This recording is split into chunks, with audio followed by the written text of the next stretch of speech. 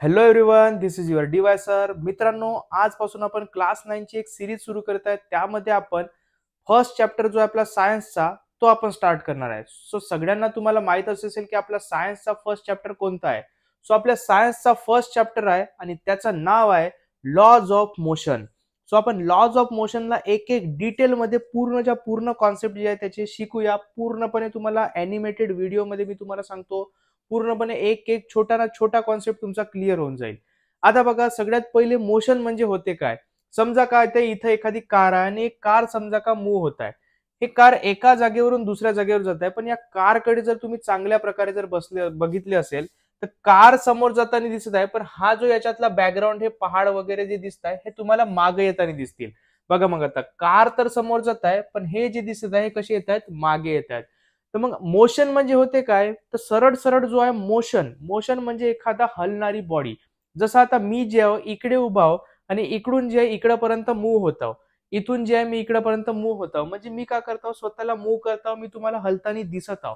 यालाच म्हणू शकतो आपण मोशन. काय म्हणू शकतो याला आपण, मोशन. पण समजा का आता मी कॅमेरा पकडलो आणि कॅमेऱ्याला पकडून समजा का मी मूव्ह होतो, तर मग मी जेव्हा मूव्ह होतो कॅमेऱ्याला पकडून, तर तुम्हाला मी मोशन मध्ये असं दिसणार नाही. काऊन, बिकॉज माझ्यासोबत जो आहे माझा बॅकग्राऊंड बी मूव्ह होताना दिसेल तुम्हाला. मग मोशनची एक्झॅक्ट डेफिनेशन होते काय, सगळ्यात आधी ते समजून घेऊ. When a body is in motion, एखादी बॉडी मोशन मध्ये केव्हा राहते. बघा मग आता एखादी बॉडी तेव्हाच मोशन मध्ये राहते, त्याची पूर्णपणे आपण डेफिनेशन बघू. A body is said to be in a motion when it's change its position. तो काय करताय, चेंज इट्स पोझिशन. स्वतःची पोझिशन का करताय, ती बॉडी चेंज करताय, पण with respect to surroundings. With respect to surrounding. Surrounding नुसार, सराउंडिंग म्हणजे काय होते, त्याच्या आजूबाजूचा परिसर. त्याच्या आजूबाजूच्या परिसरानुसार एखादी बॉडी समजा का स्वतःची पोझिशन चेंज करताय, तेव्हा त्या गोष्टीला म्हणू शकतो आपण मोशन. तेव्हा त्या गोष्टीला काय म्हणू शकतो आपण, मोशन.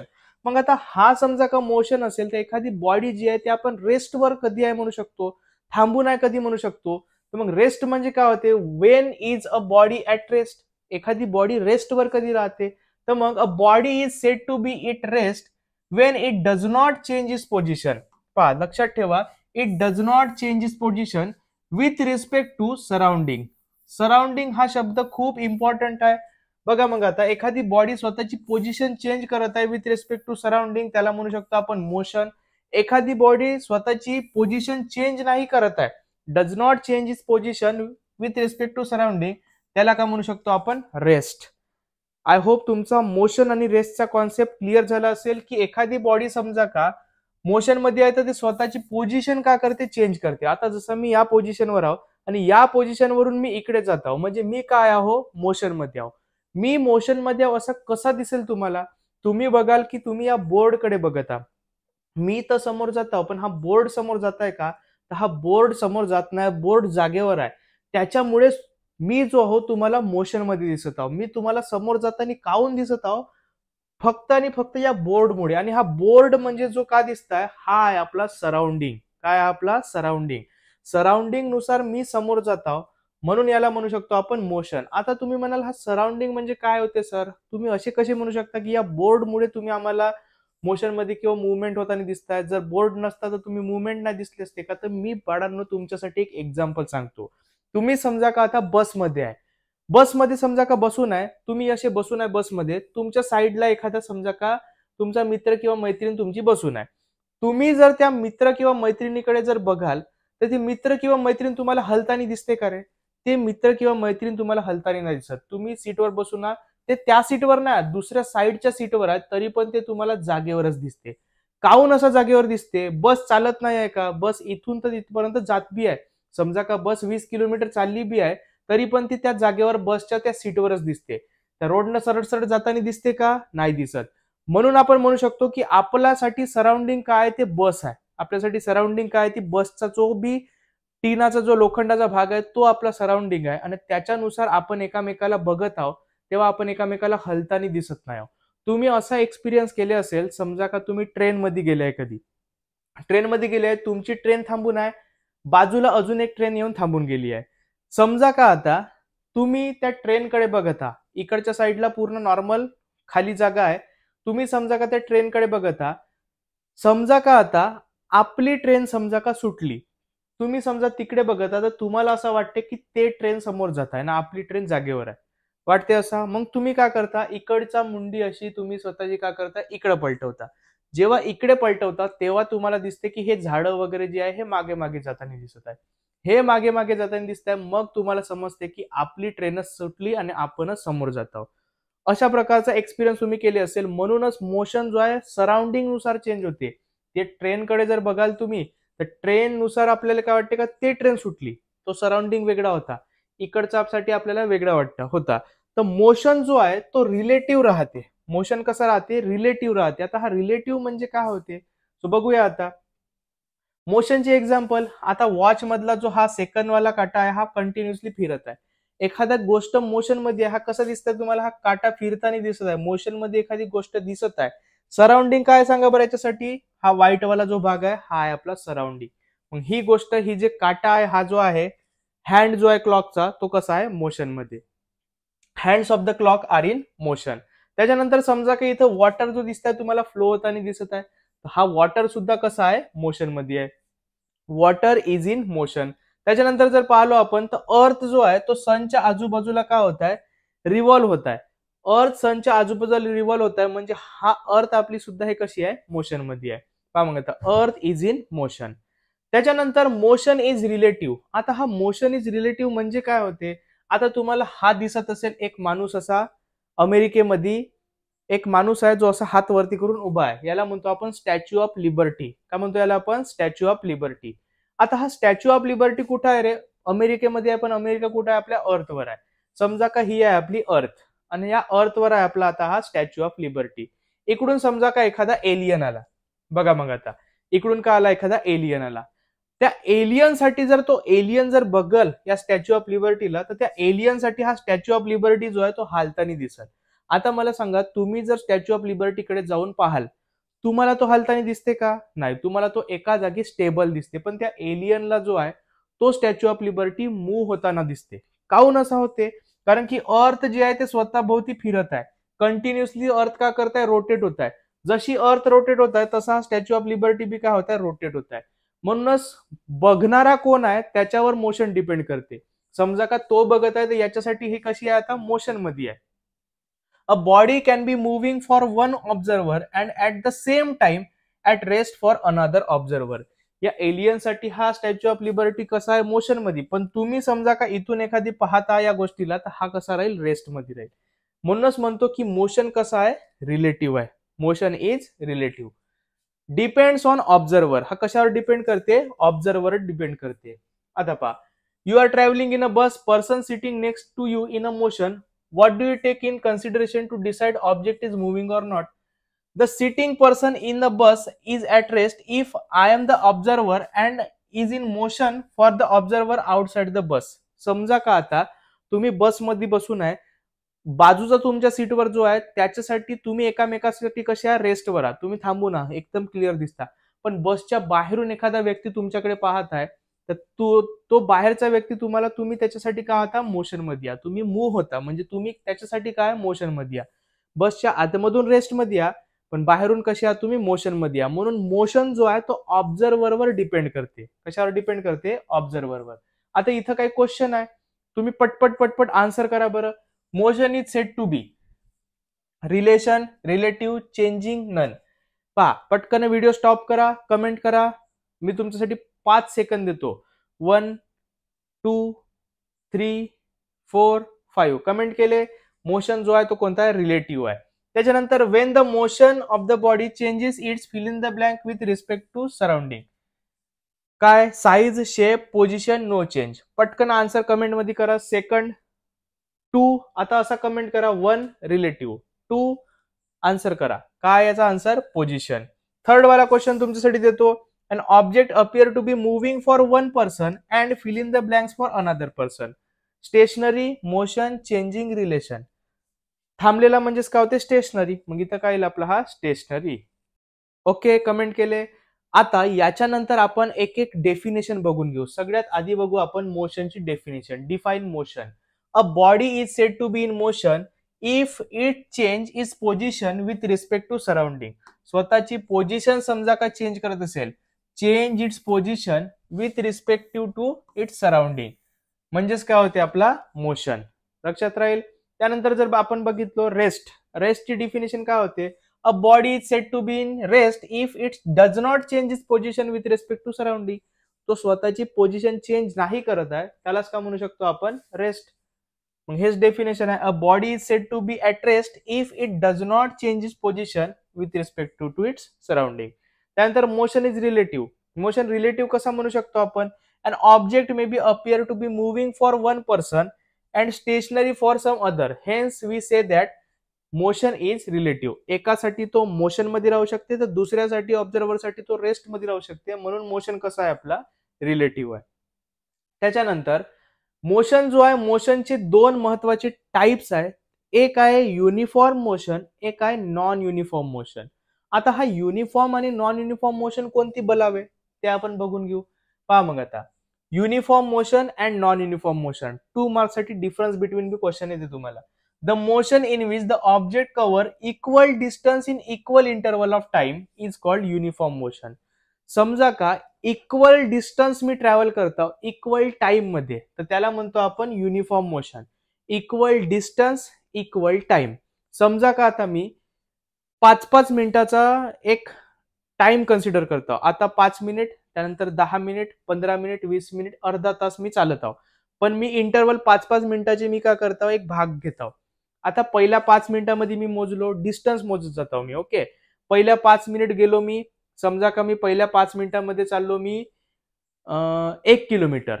त्याच्यानंतर अजून 5 किलोमीटर गेलो मी, पुन्हा 1 किलोमीटर चाललो, पुन्हा 5 मिनिटांना पुन्हा 1 किलोमीटर चाललो, अजून 5 मिनिटांनी अजून 1 किलोमीटर चाललो, अजून 5 मिनिटांनी अजून 1 किलोमीटर चाललो. म्हणजे मी प्रत्येक 5-5 मिनिटाला 1-1 किलोमीटर चालत जातो. म्हणजे मी काय करतो, इक्वल डिस्टन्स ट्रॅव्हल करतो. 5-5 मिनिटांमध्ये इक्वल डिस्टन्स ट्रॅव्हल करतो. तर त्या मोशनलाच म्हणतो मी युनिफॉर्म मोशन. कोणता म्हणतो, युनिफॉर्म मोशन. आणि हा नॉन युनिफॉर्म मोशन काय आहे, सो बघा आता, the motion in which the object cover unequal distance in equal time of interval. Unequal distance, आता हा कसा, समजा मी पुन्हा 5-5 मिनिटाचाच मी काय करतो, भाग घेतो, अर्धा तास मी चालत आहो. पहिला 5 मिनिट चाललो मी बढिया एनर्जी मध्ये, 1 किलोमीटर चाललो. त्याच्यानंतर मी थकून गेलो. नंतर मी 5 मिनिटांमध्ये फक्त 300 मीटर चाललो. किती मीटर चाललो मी, फक्त 300 मीटर. त्याच्यानंतर मी थकलो, थोड्या वेळ बसलो, मग मला अजून एनर्जी आली. मग मी फास्ट मध्ये धावलो आणि मी नंतरच्या 5 मिनिटांमध्ये 2 किलोमीटर धावून टाकलो. त्याच्यानंतर एवढा थकून गेलो मी का मग का केलो मी, हळूहळू असा पळत चालत असा पळत मी नंतरच्या तिसऱ्या 5 मिनिटांमध्ये मी फक्त 100 मीटर चाललो. मग फोर्थ वाल्या 5 मिनिटांमध्ये मी 500 मीटर चाललो. पण आता जर तुम्ही बघत असाल, प्रत्येक 5-5 मिनिटांमध्ये मी वेगळा डिस्टन्स कव्हर करतो. पहिल्या 5 मिनिटात 1 किलोमीटर गेलो, दुसऱ्या 5 मिनिटात 300 मीटर गेलो, तिसऱ्या 5 मिनिटात 2 किलोमीटर गेलो, चौथ्या 5 मिनिटात 100 मीटर गेलो. म्हणजे अनइक्वल डिस्टन्स ट्रॅव्हल करतो मी. सारखा डिस्टन्स आहे का, नाही, वेगळा unequal. The motion in which the object cover unequal distance. कसं डिस्टन्स आहे आपला, अनइक्वल डिस्टन्स. टाइम तर इक्वलच राहील, टाइम तर कोणासाठी बदलणार नाही, पण अनइक्वल डिस्टन्स असेल तर non uniform motion, equal distance असेल तर युनिफॉर्म मोशन. एवढा क्लिअर आहे. मग आता अनइक्वल डिस्टन्सचा एक्झाम्पल काय म्हणू शकतो आपण, समजा का एखादा बर्ड फ्लाय होत आहे, पक्षी उडत आहे. का मग हा पक्षी उडत आला बिचारा आपल्याकडं, हा सारखा उडते का, नाही, हा कधी हळू उडल कधी फास्ट उडल, त्याच्या मर्जीने उडल तो. तर मग हा जो आहे flying bird cover unequal distance in equal time. Unequal distance travel करतात, तर त्याला काय म्हणू शकतो आपण, नॉन युनिफॉर्म मोशन. आता याच्यामध्ये युनिफॉर्म मोशन मध्ये स्पीड कशी राहते, कॉन्स्टंट. Speed is constant. मग इथे काय राहील, speed is not constant. Speed constant राहत नाही. याचा example, it is non accelerated motion. हा नॉन ऍसेलरेटेड आहे, म्हणजे याची स्पीड आपण कमी बी नाही करतो, जास्त पण नाही करतो. इट इज ऍसेलरेटेड मोशन, म्हणजे आपण याची स्पीड कमी जास्त करत आहोत. आता हा ऍसेलरेशन वगैरे काय आहे ते समोर जाऊन आपण शिकणारच आहोत. त्यानंतर एक्झाम्पल काय, motion of electron in atom. Electron ऍटमच्या आजूबाजूला फिरत आहे तो कोणता मोशन आहे आपला युनिफॉर्म मोशन. आणि याचा example motion of flying bird, पक्षी जो उडत आहे तो कोणता मोशन आहे आपला नॉन युनिफॉर्म मोशन. ओके. त्यानंतर identify the type of motion म्हणते, युनिफॉर्म आहे की नॉन युनिफॉर्म आहे.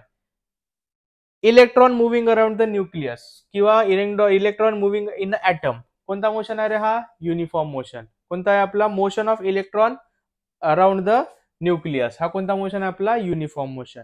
ओके. इक्वल डिस्टन्स आणि इक्वल टाइम आहे म्हणजे युनिफॉर्म मोशन. त्यानंतर ट्रेन समजा का चालत आहे, इथं पहा ट्रेन अरायव्हिंग और लिव्हिंग, ट्रेन येत आहे हळूहळू स्टेशनवर किंवा जात आहे, तर मग हा कोणता आहे. येताना तिची स्पीड का करत जाते ते हळूहळू हळूहळू कमी करत जाते, जाताना स्पीड का करत जाते वाढवत जाते, म्हणजे चेंज करताय स्पीड, म्हणजे कोणता मोशन असेल आपला non uniform motion. Unequal distance in equal time. त्यानंतर घडीचा काटा फिरत आहे, ठीक आहे ना, सेल गेलेला नाही, सेल चांगला आहे, घडीचा काटा असा फिरत आहे, मग हा कोणता मोशन राहील.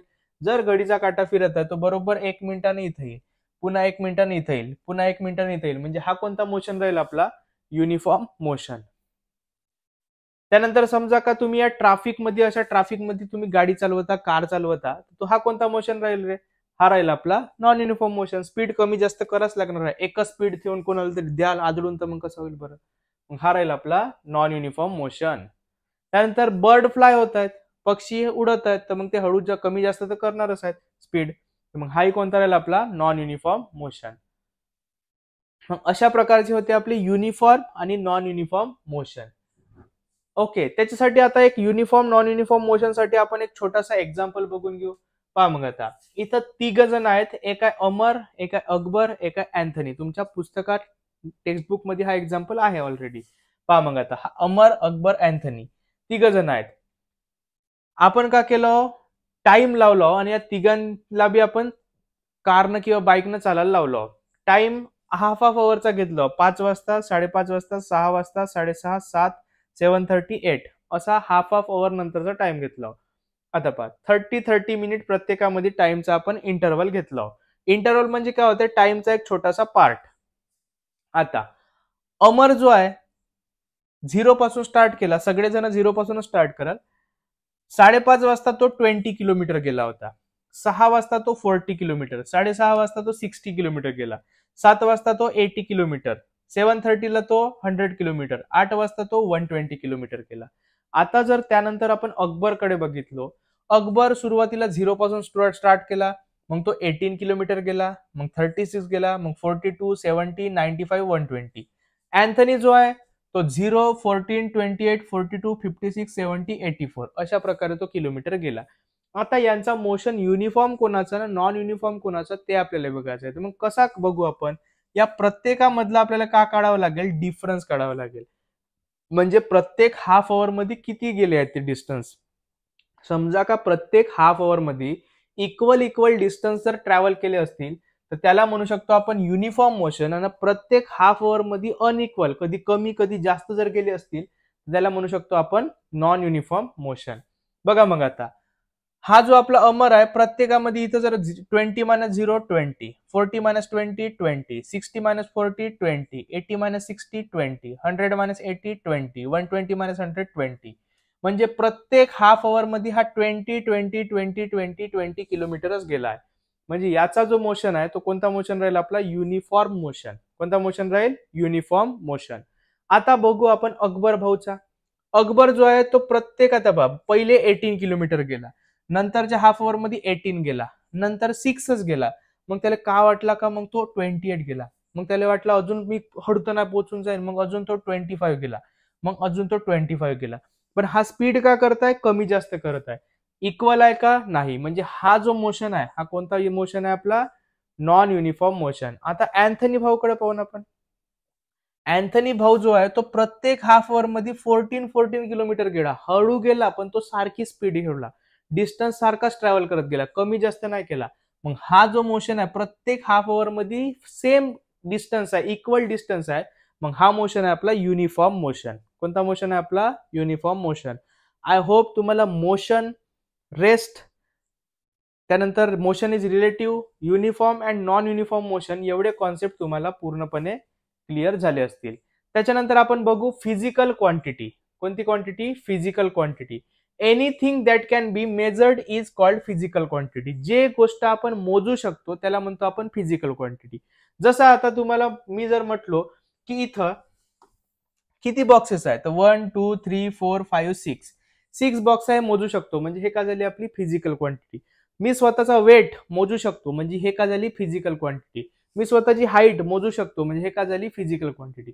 आता मी किती हॅपी आहो हे मी मोजू शकतो का? मी किती सॅड आहो हे मी मोजू शकतो का? मी किती ब्रेव आहो हे मोजू शकतो का? नाही. मग हे कोणते फिजिकल क्वांटिटी झाले का? नाही. तर मग फिजिकल क्वांटिटी जी आहे त्याची दोन टाईप आहे. ठीक आहे ना. आता जसं हा रनिंग, हे कोणती झाली? डिस्टन्स, हे कोणते आपण मोजू शकतो, मग हे फिजिकल क्वांटिटी. टाइम मोजू शकतो किती सेकंद झाले, मग हा कोणती झाली आपली फिजिकल क्वांटिटी. आता समजा का मदर्स लव्ह आहे, तो मोजू शकतो का आपण? नाही. Love is not a physical quantity. आता फिजिकल क्वांटिटी जी आहे त्याची दोन टाईप आहे. एक राहते स्केलर क्वांटिटी आणि दुसरा राहते वेक्टर क्वांटिटी. पहिला स्केलर क्वांटिटी, दुसरा वेक्टर क्वांटिटी. आता स्केलर क्वांटिटी म्हणजे काय होते? ज्या क्वांटिटीत ओनली मॅग्निट्यूड राहते, मॅग्निट्यूड म्हणजे एखादा नंबर, त्याला म्हणतो आपण स्केलर क्वांटिटी. आणि वेक्टर क्वांटिटी म्हणजे कोणती? ज्या क्वांटिटीमध्ये मॅग्निट्यूड ऍज वेल ऍज डायरेक्शन सुद्धा राहते, म्हणजे एखादी गोष्टीला डायरेक्शन जेव्हा देतो आपण त्याला म्हणतो आपण वेक्टर क्वांटिटी. जसं आता फॉर एक्झाम्पल मी 50 किलोमीटर चालत आहो, मी 50 किलोमीटर हा शब्द आला म्हणजे हा झाला 50 किलोमीटर एक मॅग्निट्यूड. मी 50 किलोमीटर चालत आहो, पण मी कोणत्या डायरेक्शन मध्ये जात आहो, कुठं जात आहो, मी हे काहीच नाही सांगितलं. मी 50 किलोमीटर चालणे हे झाली आपली कोणती क्वांटिटी? Scalar quantity. पण जर मी म्हटलो मी 50 किलोमीटर ईस्ट डायरेक्शन मध्ये चालत आहो किंवा मी 50 किलोमीटर लेफ्ट साईडला चालत आहो, तर हे मी दिलो आता डायरेक्शन. मग हे कोणती झाली आपली? Vector quantity. ज्या क्वांटिटीला ओनली मॅग्निट्यूड राहते त्याला म्हणतो आपण स्केलर क्वांटिटी. ज्या क्वांटिटीला मॅग्निट्यूड ऍज वेल ऍज डायरेक्शन राहते त्याला म्हणतो आपण वेक्टर क्वांटिटी.